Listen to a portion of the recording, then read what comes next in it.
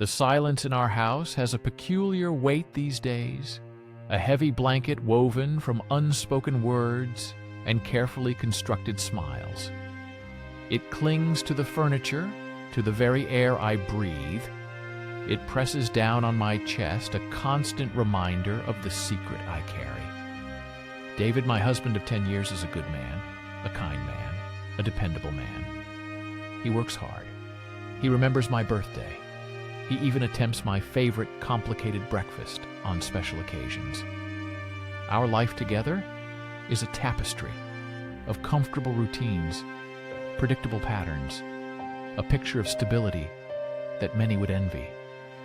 Yet beneath the placid surface of this life, there has been for some time a gnawing emptiness. I used to think it was just the natural progression of things, the settling of dust after the initial blaze of youth and passion. Love transforms it, matures it, becomes less about fireworks and more about a steady, comforting glow. Or so I told myself. But the glow for me had dimmed to a faint flicker, and in its place was a growing chill. I felt unseen, unacknowledged, not for any malicious reason, but simply by the slow erosion of attention that happens when two lives merge too completely, become too familiar. We lived alongside each other, sharing a bed, a home, a life, but there was a vast emotional distance that widened with each passing season. He was immersed in his work, his hobbies, his quiet contemplation. I was there, a part of the backdrop, a pleasant fixture in his well-ordered world. I started to crave something more, something that would make me feel alive again, vibrant, noticed, cherished, in a way that went beyond habit or duty. It was a selfish craving, I knew, but it bloomed in the fertile ground of my loneliness, a dangerous seed pushing through the cracks in my contentment. Then Mark entered my life, a new colleague at work. He was everything David wasn't in that particular moment of my need. He was attentive, he was charming, he laughed easily, and his eyes seemed to truly see me. He noticed my new haircut, commented on a subtle shift in my mood, asked about my day with genuine interest. These were small things, trivial perhaps to anyone else, but to me they were like tiny sips of water after a long thirst. He made me feel witty, intelligent, desirable.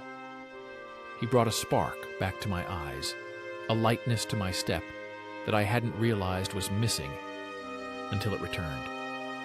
It started innocently enough lunch breaks that stretched longer than necessary, shared jokes whispered across cubicles after work drinks, with a group that slowly dwindled until it was just the two of us. I rationalized it to myself. He was just a friend, a colleague. There was no harm in enjoying a little friendly banter, a little external validation. I was still committed to David, to our marriage. This was just a harmless escape, a temporary balm for my wounded ego. But the lines blurred quickly, imperceptibly at first, then with an alarming speed. A hand lingered a moment too long when passing a document. A look held a little too much unspoken meaning. Late-night work emails turned into personal chats, sharing vulnerabilities and dreams that I no longer shared with David. Each step was a tiny betrayal, a small chip at the foundation of my marriage. With each chip, the guilt grew heavier, but the thrill, the intoxicating sensation of being desired so intensely, grew even stronger. It was a dangerous addiction, feeding on my starved soul. The affair began a crescendo of stolen moments, hurried whispers, clandestine meetings. The rush of adrenaline, the pounding heart, the intense passion were unlike anything I had felt in years. With Mark, I was the woman I used to be, or the woman I always wanted to be. I was vibrant, carefree, cherished.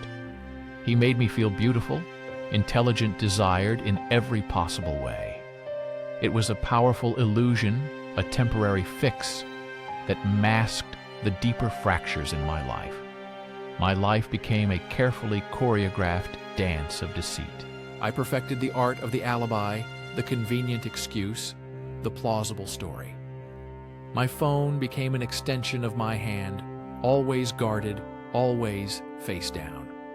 I learned to lie with conviction, to look David in the eye, and weave a web of falsehoods that felt increasingly suffocating.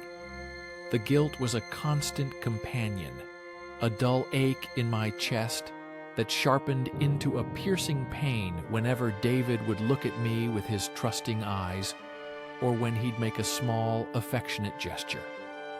At home, I became a chameleon.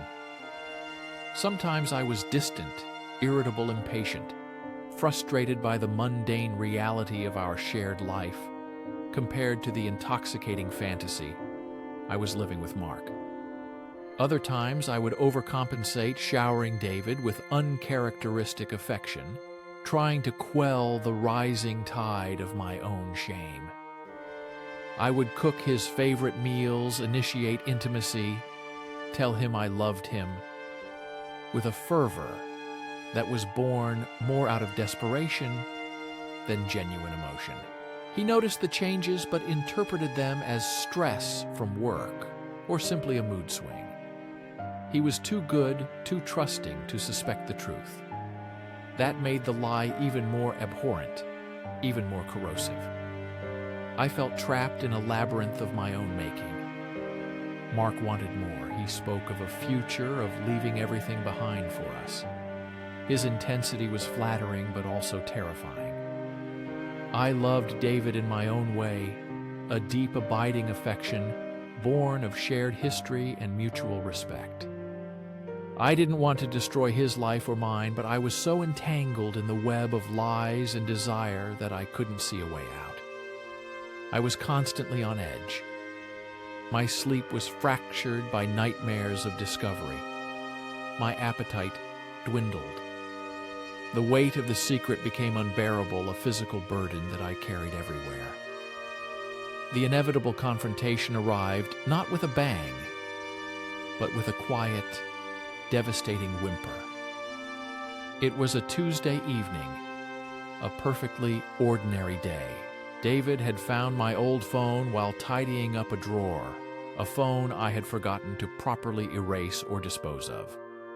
It contained a few innocuous photos, but also a string of messages with Mark ones I had mistakenly thought I had deleted. Nothing explicit, nothing overt, but enough for a pattern to emerge, a familiarity in the tone, a series of inside jokes that spoke volumes to an attentive observer. He didn't yell, he didn't scream. He just placed the phone on the kitchen counter, his face pale, his eyes wide with a pain that mirrored my own burgeoning despair. He asked in a voice barely above a whisper what was happening. The world tilted on its axis. My carefully constructed reality shattered into 1,000 pieces. There was no escape, no more lies to tell, no more hiding places. All I could do was stand there, my throat tight, my heart pounding a frantic drum against my ribs, and confess. The words tumbled out, a torrent of shame and regret, of explanations and justifications that sounded hollow, even to my own ears. I watched David's face crumble, his strong features distorting into a mask of disbelief and profound hurt. The man who had been my constant, my anchor for a decade, looked at me as if he no longer knew me, as if I were a stranger, a betrayal embodied.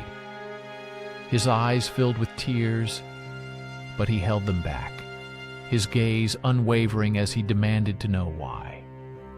And I had no good answer, only a tangled mess of loneliness and longing and a desperate desire to feel something, anything again. The aftermath was a desolate landscape. The comfortable silence of our home was replaced by an agonizing void. David moved out temporarily, seeking solace with his sister. The house now echoed with my solitude, a constant reminder of the gaping wound I had inflicted. I was alone with my thoughts, my guilt, my shattered illusions. Mark was a phantom now, a fleeting sensation of passion that had evaporated under the harsh light of reality. He wasn't the answer, he was merely a distraction, a temporary balm that ultimately festered into a deeper wound. I spent countless hours staring at the walls reflecting on the wreckage I had wrought. I realized then that my infidelity wasn't just about Mark or about feeling desired. It was a symptom of a deeper malaise within me, within our marriage. I had neglected to address the growing distance, the fading connection, the quiet dissatisfaction that had been simmering for years. Instead of confronting these issues, instead of communicating honestly with David, instead of working on myself and our relationship, I had chosen the easy, intoxicating escape. The cost was immense. I had broken the trust of the man I loved, the foundation of our shared life. I had traded stability for fleeting excitement, comfort for chaos. The woman I saw in the mirror was a stranger, etched with lines of regret and a profound sense of loss. There was no going back to the way things were, no erasing the pain, no undoing the damage. The path forward is uncertain, shrouded in a thick fog of what-ifs and could-haves. Can trust ever be rebuilt after such a devastating breach? Can a relationship survive when its very essence has been poisoned by deceit? I don't know the answers. All I know is that I stand at a crossroads, stripped bare of my illusions, facing a future that is entirely of my own making. The silence in the house is still heavy, but now it is also filled with the echoes of my own reckoning, a harsh lesson learned in the crucible of betrayal and regret. The true work begins now, the arduous journey of rebuilding not just a relationship, but myself, from the ashes of my mistakes.